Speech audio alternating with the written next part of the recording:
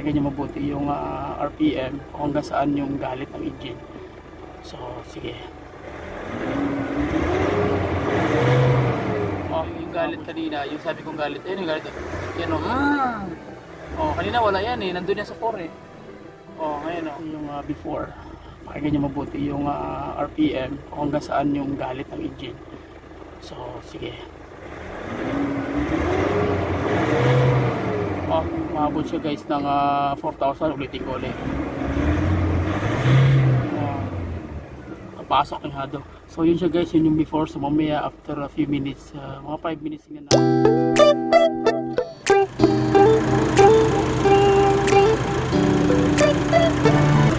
steering wheel.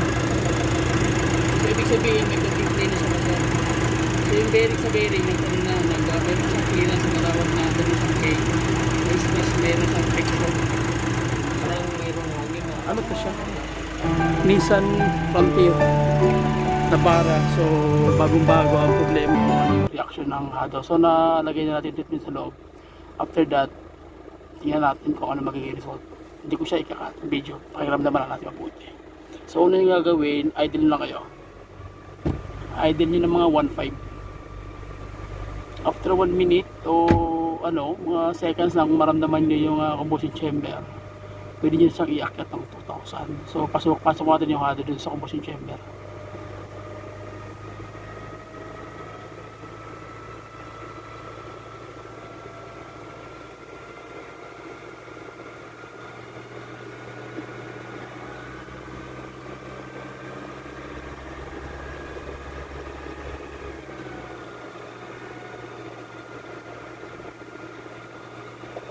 Yan, 2,000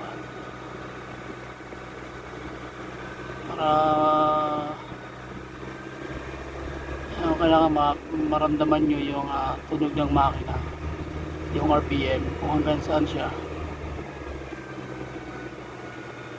So hindi ko pa siya nararamdaman guys.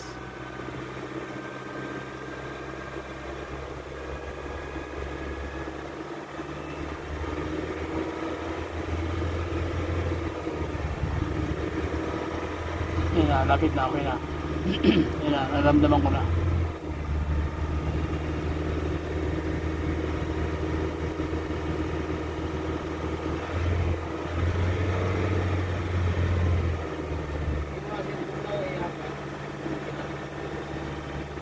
Yan na siya. So okay, nararamdaman ko na kung ano yung result ng engine.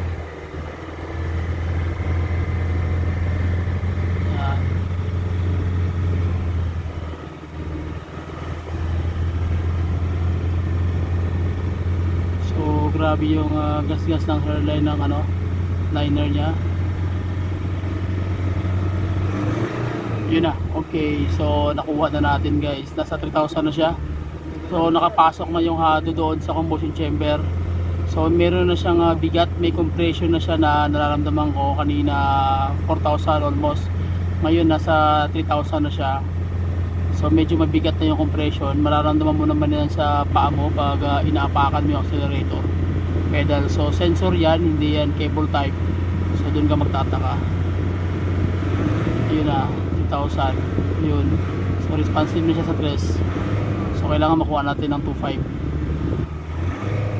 2.5 na. No, narinig mo rin 2.5. Oo. Tingnan nyo guys yung galit ng engine. Try natin 2.5. Yun. 2.5 na, marinig mo na no. Oo. So yun na nakarga-abel, kailangan ano natin ng 2,000.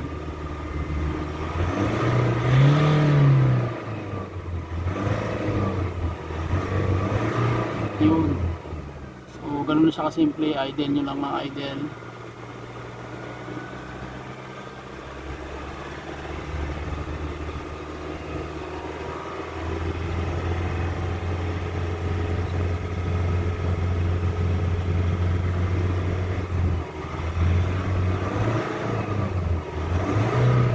$2,500.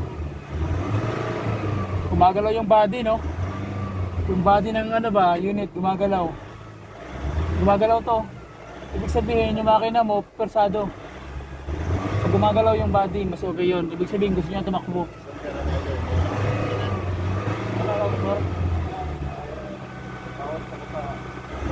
Yun na. So 2,000 nadukot na natin. 3,500.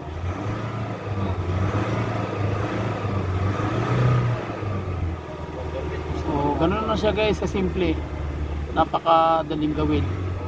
Ulog lang natin and then after that few minutes maramdaman mo na yung kakaiba. So okay, ito na yung after nya. Ayan na yung result. Yan. Okay.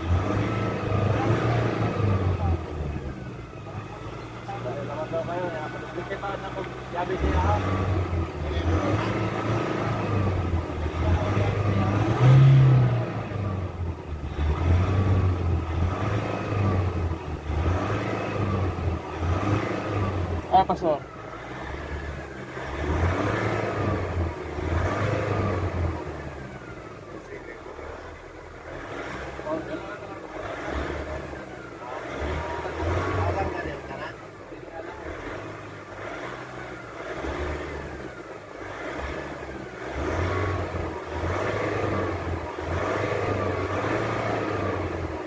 Halimbawa, Dok, yung ano ba, 130 man sana yun ang ano niya. Opo. Halimbawa, mga 131, pwede pa na mag-sisowel. Pwede po, pwede pa. Dagdagan lang ng 1,000. Pwede po, pwede po. Okay lang. Yun naman Pastor, yung ano niya, yung makina mo, kasi yung body gumagalaw.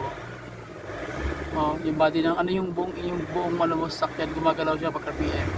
Kanina wala yan eh. Pala lumilindol, no? Lumilin parang gumagano siya. Ibig sabihin may pwersa. May Yun pwersa ang, na. yun ang hinahanap ni ACM para may bigay niya yung ano doon.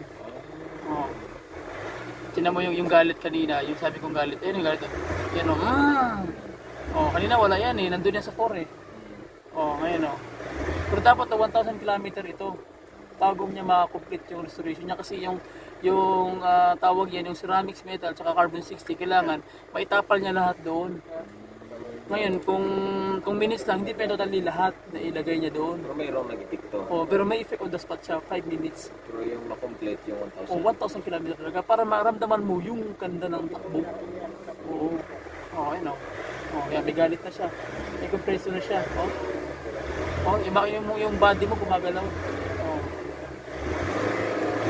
3,000 ang galit, kanina 4.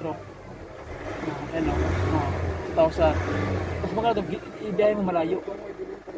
Yung mararamdaman. Halimbawa yung hindi ba mapipilit yung makina at saka sabihin nila kung mapipilit yung makina masira daw, madaling masira. Kasi nga kung halimbawa kasi mainit siya eh, mag-overheat na siya eh. Engine overheat tawag din, yung talagang mismo yung oil na susunog. Ngayon pag buti na lang may hado, ma-address niya yung automatic at anong tawag yan, kahit anong klaseng apak mo, walang problema. Kasi wala na siyang friction. Yung daloy ng oil, dire-diretso lang, wala nang sabit. Diba yung may groove garang gano'n. Tsaka tinan mo yung andar ng makina mo. Titiinin habang tumatagal. Kasi madulas na siya eh. Maganda na yung ikot niya eh. Tinan mo, responsible siya diba? Ganda na Paano pa kaya kung itakbo mo siya ng mabilis at tulin? Meron din tayong power steering na treatment, meron tayong transmission na automatic, meron tayong manual na treatment. Responsive na siya. So kung tumatakbo ka sa traffic area, wala problema. May pitik-pitik ka lang. Babaswer pa ako. Kanina, hindi mo maramdaman niya kanina. Pag ganito ang ginagawa niyan, kasi self-adjustment yung valve train niyan, hindi na pwede i-tune up yan. Ang gagawin, i-remap na natin yan. Bayad ka ng mga 10 to 15,000 yata kung hindi ko nagkakamali. Para mag-advance siya. Para mayroon kang hatak na malakas. Pero matakaw ka na sa crudo. Kasi advance na siya eh. Apak ka ng 10, provide ng crudo 30. Abante, paano kung mag-50, 100 ka? Full, na siya. So, takaw na sa crudo. Hindi ko lang siya kinat para maano sa video ba. Na walang cutting. So ito na guys yung after. So balik kasi 1,000. Tingnan natin yung RPM niya. 2,000. So naka-recover na siya. Ito yung sakit. Yan ako muna. I-off ko lang muna kasi